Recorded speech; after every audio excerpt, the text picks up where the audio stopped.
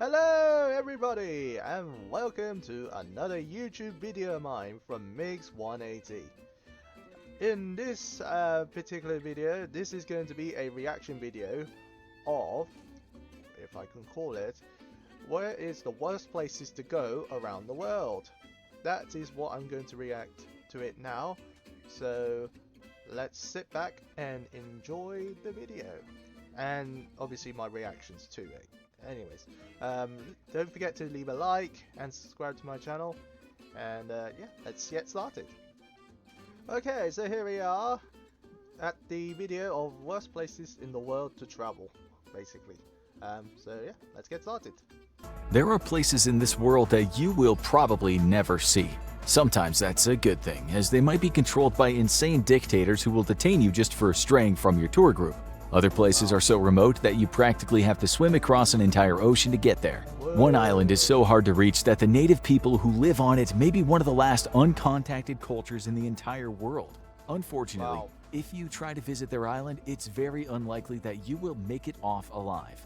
Just as a disclaimer, the passport you hold determines the degree of difficulty to which you'll face when traveling to different parts of the world. For example, people with a Japanese or Singaporean passport tend to have a much easier time securing visas than most other countries. If you're a United States passport holder, you might have a more difficult time entering some countries like North Korea, Iran, and Turkmenistan than someone with a Chinese or Russian passport. Sometimes you need to be invited to certain countries, and other times your own government might not let you travel to a certain region. Traveling to Russia for a vacation from the US or any European country right now is all but impossible due to the current conflict. Flights into Russia from around the world have all but come to a stop because of the war. Surprisingly, Russia is not the most challenging place to travel to, even in the current political climate.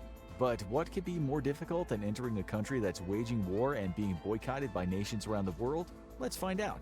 Turkmenistan was formerly a part of the Soviet Union, yet if you try to travel there today, it might seem that Turkmenistan government missed the memo that the Soviet Union collapsed in 1991. The hardest part about traveling to this country is that you require an official government invite. You can't just decide you'll travel to Turkmenistan on a whim. If you get off a plane without an official invite, you'll be immediately sent home or worse, detained for questioning. On top of the craziness that's required to secure an official invitation to visit the country, once you're there, you need to be accompanied by a state-approved tour guide. The marble architecture of Ashgabat, the capital of Turkmenistan, is supposed to be stunning. But even if you manage to get into the country, it's unlikely you'll see anything that the government doesn't want you to. This makes traveling around Turkmenistan extremely difficult. You get an eerie feeling that you're always being watched, which is probably because you are. Although the Soviet Union may have collapsed, the Turkmenistan government still follows its footsteps by ruling with an iron fist. This next country is difficult to travel to, but for all the right reasons. Bhutan is landlocked between China and India. The country itself lies in the Himalayan mountains, and the only way travelers can enter is by taking a terrifying flight through the mountains. In order to land, the pilot has to quickly drop in altitude as there's not much room to work with. The airport is over 7,000 feet above sea level, which is nothing compared to the 16,000-foot peaks that surround it. All pilots who fly the route are specially trained for the flight into Bhutan, as it's unlike anywhere else in the entire world. Only a handful of people successfully pass the test and are allowed to fly passengers into the country. But it's not the dangerous flight that makes Bhutan so difficult to travel to. It's the strict regulations the government places on tourism to protect the country's pristine environment. You must purchase a prepaid tour package that the government has approved to visit the country. The bad news is these tours are not cheap, and the Bhutan government does not care. Their stance is that they would rather have less tourism coming in and keep the environment protected than allow more people to visit just to make more profit. There's also a fee of around $200 a day to be in the country. This money is used to help pay for restorations and environmental protections. If the difficulty of getting into the nation of Bhutan isn't enough of a challenge, there's a place within the country that might be one of the hardest places to get into in the entire world. The Tiger's Nest, also known as Paro Taksang, is a Buddhist temple located 10,000 feet above sea level.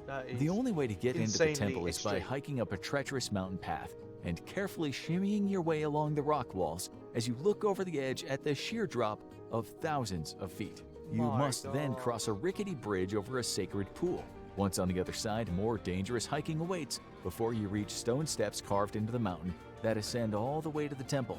Traveling to the Tiger's Nest is not for the faint of heart, and anyone who attempts it needs to be in extremely good shape and proceed with caution.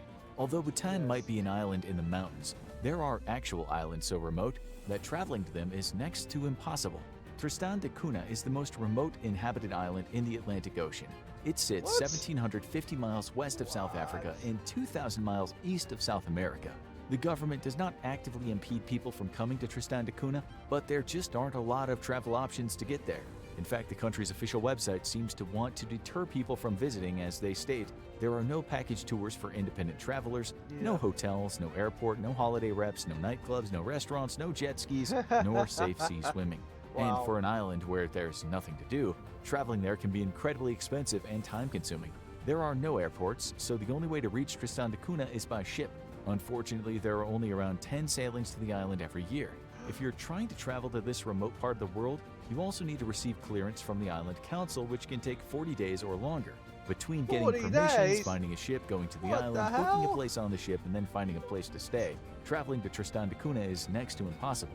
The next island might be tropical with white sand beaches and plenty of ocean activities, but it's just as isolated as Tristan da Cunha. On the plus side, there is an airplane that flies to it. Kiribati sits almost directly in the middle of the Pacific Ocean.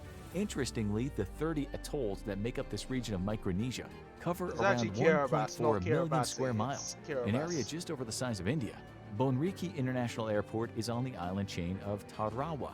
The only way to get to the island is by flying from Fiji, so this makes for a very expensive trip. The price tag plus the difficulty of finding flights make Kiribati one of the hardest tropical islands to reach. Sadly, Tarawa and the rest of Kiribati might become impossible to visit soon. These islands are being consumed by the ocean as sea levels rise. In the not-so-distant future, Kiribati might need to be completely evacuated as storms wipe out the infrastructure of the country. Eventually, the entire nation will be underwater, at which point the only way to visit Kiribati will be by booking a scuba diving expedition. There's another island in the Well, that is Pacific that's unique. guarded by ancient gods sculpted from the fabric of the land. However, this does not mean it's easy to get to. Easter Island is known to the Polynesian cultures as Rapa Nui. There are over 900 statues called Wow, moai this is on one the of the most island unique that were places in the carved world from I volcanic ash between 1400 probably and wanted to 1600 visit. CE. Getting to the island Just for can be those difficult, reasons. as only 2 flights go there each week. Travelers need to plan their entire trip around the plane schedule, otherwise they could be stuck there for quite some time. The planes leave from Chile and Tahiti but aren't always guaranteed to fly. Weather conditions or lack of passengers can both ground the aircrafts. Once on the island, there is no way off unless the planes are running. Technically, Easter Island is part of Chile, however, it's located around 2,200 miles west of the Chilean coast in the Pacific Ocean. Many people end up traveling to Easter Island to see the magnificent statues and get a glimpse of what the ancient Polynesian culture that once inhabited the island was like. However, the trip is not the easiest to make unless you plan appropriately and are willing to spend a long time on airplanes. 30 Oppressive hours! regimes requiring Oh my travelers to gosh. be part of a tour group to visit their country seems to be the norm. Traveling solo is almost impossible if you plan on visiting this next country. Iran is currently categorized as a level 4 risk for travelers from the US by the Department of State's Bureau of Consular Affairs. Yeah. This means the US government recommends not traveling there at all. Both the US and Iranian governments will try to make visiting the other as difficult as possible for you. When Donald Trump was president and implemented the travel ban on Iranians into the US, Iran did the same for Americans. Iran is still rated as level 4 risk because of the likelihood of being kidnapped for ransom or arbitrary arrest and detention. And this doesn't just go for the United States. Many European countries and other nations have also implemented the same type of travel advisories. Therefore, if you're trying to plan a trip to Iran, you will still need to secure special permission and join an Iranian-sponsored tour group. That is, unless you have business with the oil companies there, then exceptions can be made. This next nation on our list probably won't surprise you too much, as it's known as the Hermit Kingdom. North Korea North is Korea. not the most welcoming country for many. In fact, citizens of some nations like South Korea or the United States are not allowed to visit except for some special circumstances. Like, for example, if you're the former NBA star Dennis Rodman and have become best friends with the supreme leader. The government controls everything in the country, including what is seen and not seen by visitors. If you somehow manage to secure passage into the country, you will not be allowed to explore on your own. All tourists must be accompanied by a guide provided by the North Korean government. Correct. You're not allowed to wander off, and you most certainly are not allowed to talk to anyone other than the people on the tour. The only flights into North Korea are from Beijing, so travelers must first secure a flight to China, Once there, you must secure a visa from the North Korean embassy before getting on a flight into the country. The embassy will have to conduct a thorough background check before granting your visa, which could take weeks or even months. And even if you secure all the necessary documentation, there is no guarantee you'll be allowed on the flight to North Korea. Things can change at a moment's notice. Getting into North Korea is incredibly difficult, but the scariest part is that getting out can be even harder. If a traveler is detained for any reason, it's highly unlikely they will be released unless strenuous negotiations take place between North Korean government and their home country. These can last for years, which means a vacation could quickly turn into a North Korean prison sentence. So, it's probably best that it's difficult to enter the Hermit Kingdom. The only place that might be more dangerous than North Korea for tourists is this next location. North Sentinel Island sits off the coast of India in the Bay of Bengal. I The did in only one of way those to get to the videos island is by previously. chartering a boat, but most captains will refuse your request. Even though North Sentinel Island is inhabited, there are no ferries or planes that go to the island, and the reason why will shock you.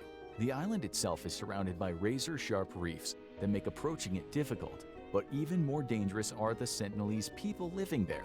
This might be one of the last uncontacted groups of people on the entire planet. They have had interactions with the outside world, but none of them were very pleasant. There are accounts of shipwrecked sailors in the past who were welcomed to the island but took advantage of the situation. They abused the island's resources and people, which led to the Sentinelese running them off the island.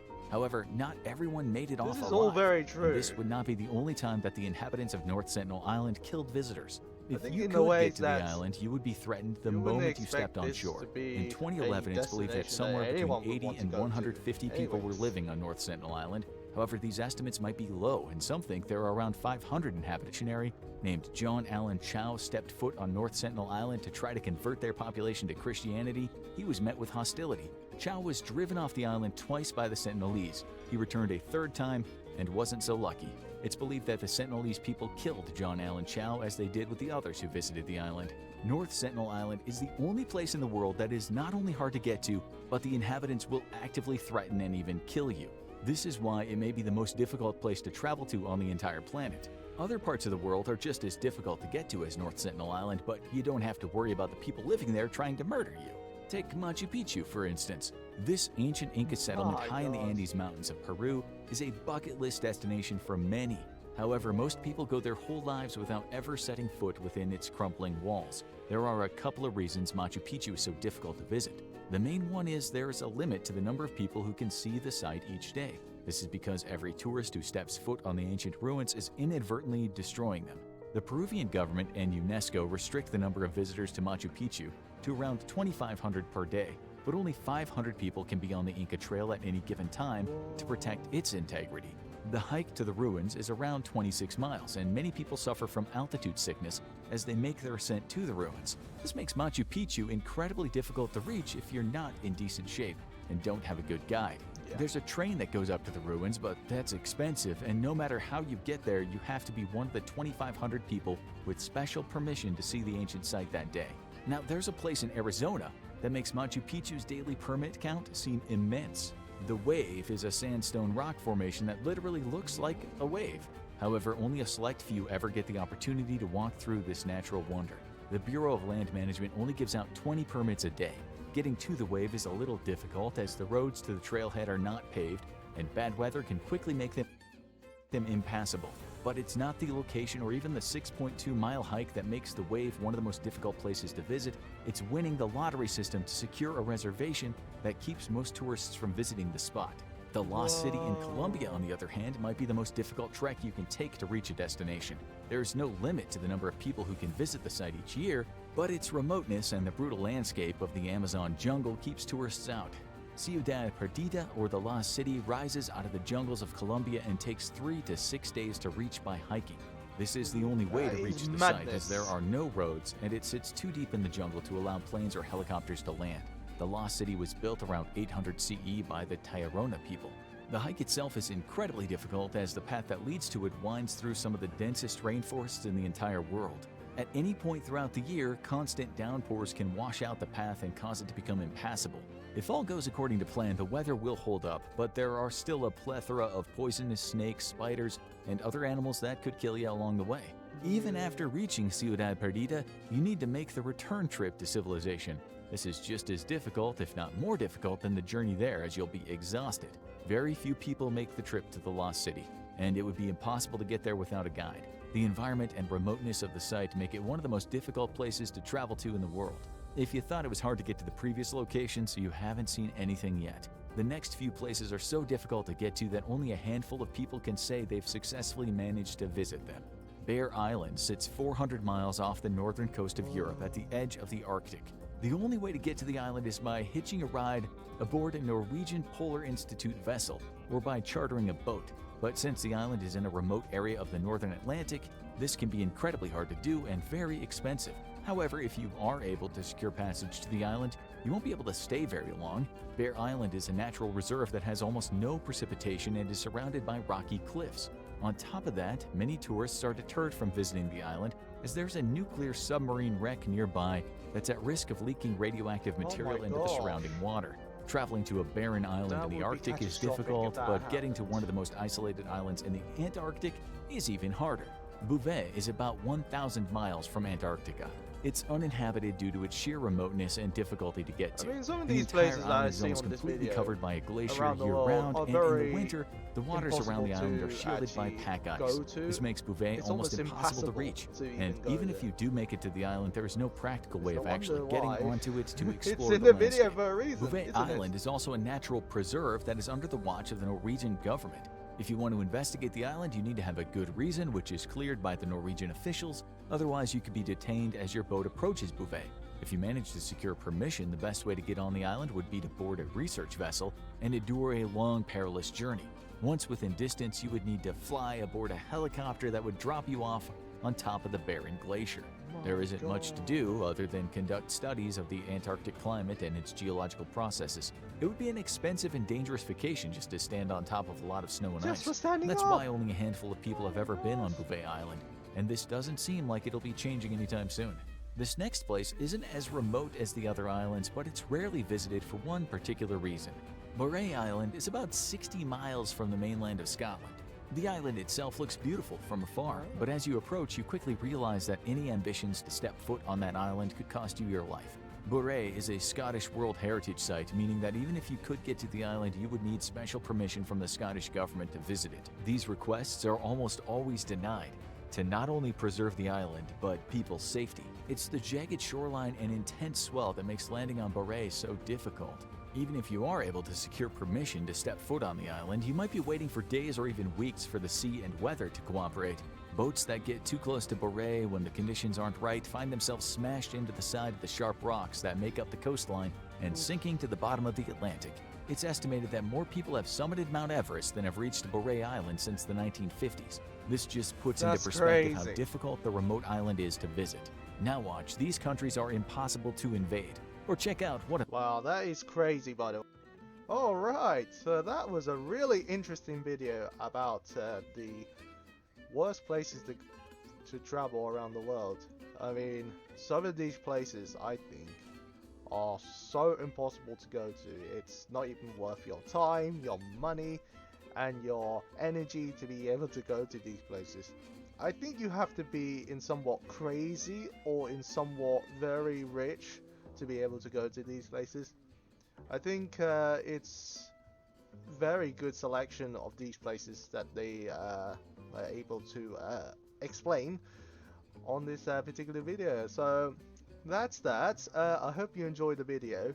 As always, don't forget to leave a like and subscribe to my channel, and I'll see you all on the next video. Bye bye.